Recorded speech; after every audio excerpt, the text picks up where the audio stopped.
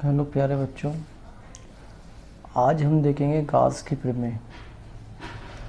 Gauss की प्रमेय को समझने के लिए सबसे पहले हमको समझना पड़ेगा विद्युत फ्लक्स, क्योंकि गॉस की जो प्रमेय है वो विद्युत फ्लक्स के ही कंसेप्ट पर आधारित है। तो विद्युत फ्लक्स क्या होता है इसके बारे में अपन पढ़ चुके हैं, फिर भी मैं आपको एक बार बता देता हूँ। जैसे मान लिया अपने पास कोई सरफेस है, इस सरफेस से लंबवत रूप से गुजरने वाली जो चुंबकीय बल रेखाएं रहती हैं, लंबवत रूप से गुजरने वाली चुंबकीय बल रेखाओं की कुल संख्या को ही विद्युत फ्लक्स कहते हैं और इसे फाई से प्रदर्शित करते हैं, जिसका सूत्र होता है फाई बराबर E/ds cos थीटा। इस सूत्र की मदद से हम किसी भी सतह से गुजरने वाला जो है विद्युत फ्लक्स फाइंड कर सकते हैं। लेकिन गॉस की प्रमेय के द्वारा भी हम विद्युत फ्लक्स फाइंड करते हैं, जो कि फाई इक्वल टू जो भी आवेश रहता है उसका एप्सिलॉन जीरो जो है निर्वात की विद्युतशीलता है, उससे जो भाग दे देते हैं तो जो है उससे निकलने वाला कोई विद्युत फ्लक्स आ जाता है। तो गॉस ने हमारा काम को आसान करा है। बस एक हमको ये देखना है कि हमारी जो सतह है वो कैसी है। यदि हमारी सतह 3D है और बंद आकृति है, तो उसके अंदर यदि मान लो Q चार्ज है, तो उसके अंदर आपको इस वाले फार्मूले से क्या करना पड़ता था, हमको विद्युत फ्लक्स फाइंड करने के लिए आपको एक सरफेस लेना पड़ेगा, उस सरफेस को छोटे छोटे भागों में तोड़ना पड़ेगा, उससे आपको एक चार्ज को धारणा करनी पड़ेगी। फिर धारणा करने के बाद r दूरी पर अपन जो है उसकी पर की विद्युत क्षेत्र की तीव्रता निकालेंगे, फिर उसका इंटीग्रेशन करेंगे। इतनी लंबी प्रोसेस के बाद हम विद्युत फ्लक्स फाइंड कर पाते थे। लेकिन गॉस ने हमारे काम को इतना आसान कर दिया कि बस आपको ये देखना है कि आपकी जो सतह यदि बंद है और उसके अंदर क्यों चार्ज है, तो आप उसके अंदर से निकलने वाला विद्युत फ्लक्स जो होगा वो Q/ε0 होगा। यदि मान लेते हैं आपके पास ये सरफेस है, ये भी 3D एक बंद आकृति है, इसके अंदर 2Q चार्ज है, तो इसके अंदर कितना विद्युत फ्लक्स निकलेगा बताइए। तो इसके अंदर जो विद्युत फ्लक्स निकलेगा वो 2Q/ε0 निकलेगा। तो इस हम कोई भी सरफेस ले लो आप, बस वो सरफेस बंद होना चाहिए, उसके अंदर जो भी चार्ज होगा उस चार्ज का ε0 गुना जो विद्युत फ्लक्स निकलता है, ये हमको गॉस ने बताया। लेकिन एक शर्त है, जो आकृति है वो बंद आकृति होना चाहिए, आकृति खुली नहीं होना चाहिए। तो ये हमको बात समझ में आ गई है। अब हम देखते हैं, यहाँ हमने एक बंद आकृति बना ली है, क्योंकि गॉस के प्रमेय का कोई प्रूफ नहीं है, बेसिक इसका कोई प्रूफ नहीं है, फिर भी हम बस एक कंसेप्ट मान के इसको प्रूफ करेंगे। तो हमने प्रमेय लिखी है किसी बंद पृष्ठ से, ये पृष्ठ आपका बंद है, इस बंद पृष्ठ से गुजरने वाला संपूर्ण विद्युत फ्लक्स मतलब टोटल विद्युत फ्लक्स उस बंद पृष्ठ के अंदर उपस्थित कुल आवेश है। जैसे यहाँ पे आवेश Q है तो कुल आवेश Q का 1/ε0 गुना होगा। इसकी प्रूफ करने के लिए हमने क्या करा, बिंदु O है, उस बिंदु O पर +Q आवेश माना। और यदि सरफेस जो सरफेस अपन ने लिया है, पृष्ठ जो लिया, यदि वो S है तो उससे गुजरने वाला विद्युत फ्लक्स जो होगा फाई E बराबर Q × 1/ε0 गुना होगा। ये हमारी प्रमेय हुई। तो इसकी हमको उत्पत्ति करनी है, तो इसको प्रूफ करेंगे, उत्पत्ति करेंगे इसकी। देखिए बहुत ही सिंपल है गॉस की प्रमेय, बस ध्यान से आपको देखना है। उत्पत्ति देखेंगे अपन इसको। देखिए मान लेते हैं अपना कि जो बंद पृष्ठ है, बंद पृष्ठ के एस के अंदर बिंदु O पर +Q आवेश रखा। अपन मान लेते हैं कि बंद पृष्ठ है, बंद पृष्ठ एस के अंदर, बंद पृष्ठ एस के अंदर बिंदु O पर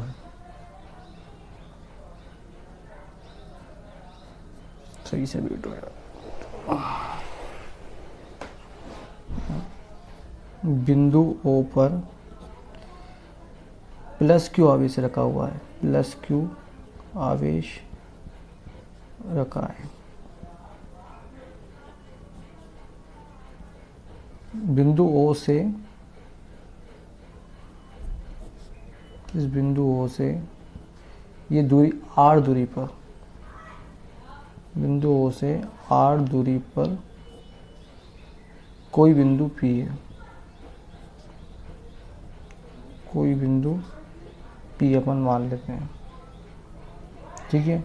ये बिंदु O लिया अपन ने, बिंदु R जो बिंदु O से R दूरी पर कोई बिंदु P लिया। इस बिंदु P पर जो है विद्युत क्षेत्र की तीव्रता हमने मानी E है। तो यहाँ पे अपन इस पे जो ds है, ये ds जो है इसका सदिश वेक्टर है, ठीक, क्षेत्रफल सदिश है, और E जो है यहाँ पे विद्युत क्षेत्र की तीव्रता। दोनों के बीच में जो कोण बन रहा है वो थीटा बन रहा है। तो यहाँ पे अपन एक स्मॉल सरफेस ले लेते हैं, यहाँ पे एक स्मॉल सरफेस अपन ने ये ds की कल्पना कर ली। तो इस ds से कितना विद्युत फ्लक्स कितना गुजरेगा वो हम फाइंड करेंगे। वो फाइंड करने के बाद हम उसका समाकलन कर देंगे, तो संपूर्ण पृष्ठ से गुजरने वाला कुल विद्युत फ्लक्स हो जाएगा। तो हमने इसको पूरा कल्पना करने के लिए सरफेस के ये वाले पॉइंट और ये पॉइंट को भी बिंदु O से मिला दिया। इससे यहाँ पर एक घन कोण का निर्माण d ओमेगा एक घन कोण बन चुका है। तो बिंदु P पर जो विद्युत क्षेत्र की तीव्रता होगी, तो बिंदु P पर लेंगे अपन सबसे पहले बिंदु P पर विद्युत क्षेत्र की तीव्रता फाइंड करेंगे। तो बिंदु P पर विद्युत क्षेत्र की तीव्रता, तो बिंदु P पर विद्युत क्षेत्र की तीव्रता निकालेंगे सबसे पहले।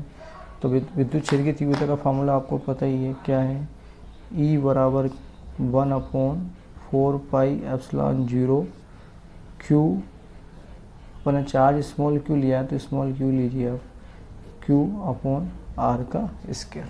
यहाँ से देखो, यहाँ पे चार्ज q है, इससे R दूरी पर बिंदु P है, तो दूरी अपन कितनी रखेंगे, R का स्क्वायर, और इसकी दिशा हो जाएगी OP के अनुदिश, ये हो जाएगी। अब हम बंद पृष्ठ जो ds है उससे गुजरने वाला विद्युत फ्लक्स निकलते हैं। तो बंद पृष्ठ जो ds है, अब यहाँ पर लिखेंगे अपन बंद पृष्ठ ds से गुजरने वाला विद्युत फ्लक्स। तो बंद पृष्ठ ds से जो विद्युत फ्लक्स निकलेगा वो भी छोटा सा अपना सरफेस ds लिया, तो विद्युत फ्लक्स भी कितना निकलेगा, d फाई। ये हो जाएगा अपना E vector dot ds vector. इसको ओपन करेंगे अपन, तो हो जाएगा E ds cos थीटा। यहाँ पर अपन E की वैल्यू पुट कर देंगे। E की वैल्यू क्या है, ऊपर निकाली अपन ने, तो E की वैल्यू जाएगी 1/4 pi epsilon 0 charge Q upon R का स्क्वायर और ds cos थीटा, ठीक है। अब अपन जो है इसको एक साइड लिख लेते हैं यहाँ पर, Q अपॉन 4 पाई एप्सिलॉन 0, और यह साथ लिखेंगे अपन ds cos theta upon R का square. ds cos theta upon R square जो होता है वो एक घन कोण होता है। तो यहाँ से अपन चाहें तो संपूर्ण विद्युत फ्लक्स निकालने के लिए भी समाकलन कर सकते हैं। तो संपूर्ण पृष्ठ से अब नीचे लिखेंगे अपन संपूर्ण पृष्ठ से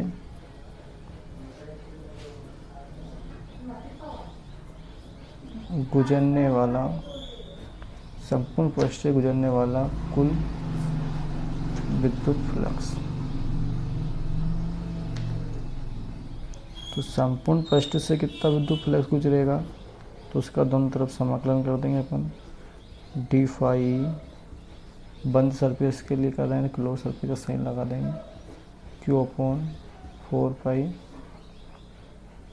एप्सिलॉन 0, और साथ में क्या है ds cos थीटा अपॉन में R का स्क्वायर।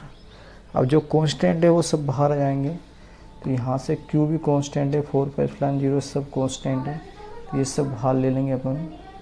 देखिए यहाँ पर Q 4 पाई एप्सिलॉन 0 सब बाहर आ जाएगा, अंदर जो बचेगा आपका ds cos theta upon R का स्क्वायर। अब ds cos theta upon R square जो होता है वो होता है d ओमेगा, है ना, d ओमेगा होता है। तो ये अपन इसको Q अपॉन देखिए d फाई का इंटीग्रेशन करेंगे तो फाई हो जाएगा। अपना जो भार है वो क्या है, Q अपॉन 4 पाई एप्सिलॉन 0 जो है वो भार है, अंदर ds cos theta upon R square है, तो D S cos theta R square को अपन डी ओमेगा लिख सकते हैं, क्योंकि D S cos theta R square D omega एक घन कोण होता है। या साइड में आप लिख सकते हैं कि D S cos theta upon R square जो होता है घन कोण होता है, जिसकी वैल्यू डी ओमेगा होती है। ये घन कोण होता है, ठीक है ना। ये D S cos theta upon R square जो होता है एक घन कोण होता है। तो यहाँ वैल्यू पुट कर सकते हैं। अब देखिए Q upon 4 pi epsilon 0 D omega जो होता है, इसका जब इंटीग्रेशन करोगे आप डी ओमेगा का इंटीग्रेशन, तो डी ओमेगा इंटीग्रेशन करने के बाद आपको मिलेगा 4 पाई। ठीक है, देखो डी एस कोस थीटा पास जो है उसकी वैल्यू डी ओमेगा पुट करनी है इंटीग्रेशन के अंदर ही, और डी ओमेगा इंटीग्रेशन की वैल्यू होती है 4 पाई। ठीक है, तो 4 पाई से 4 पाई कैंसिल, आपके पास क्या बचेगा क्यू अपॉन एप्सिलॉन 0, और इधर क्या चल रहा है फाई। तो ये आ गया आपका विद्युत फ्लक्स, है ना। तो ये आपका विद्युत फ्लक्स निकल चुका है। तो गाउस की प्रमेय से हम किसी भी बंद पृष्ठ के अंदर उपस्थित जो है बंद पृष्ठ के अंदर से निकलने वाला विद्युत फ्लक्स फाइंड कर सकते हैं। जैसे मान लेते हैं अपन, इससे बहुत बेसिक क्वेश्चन भी हो गए, क्लियर हो जाएंगे आपके। जैसे मान लो एक चार्ज यहाँ पर Q1, एक चार्ज Q2 है, एक चार्ज Q3 है। अब आपसे पूछे भैया कितना विद्युत फ्लक्स फाइंड करें निकलेगा इसमें, तो आपको क्या करना, नेट फ्लक्स नेट चार्ज कितना है Q1 Q2 Q3, और इसमें क्या करेंगे एप्सिलॉन 0 से डिवाइड कर देंगे, तो इतना विद्युत फ्लक्स में से बाहर निकलेगा। तो इतना काम आसान हो गया।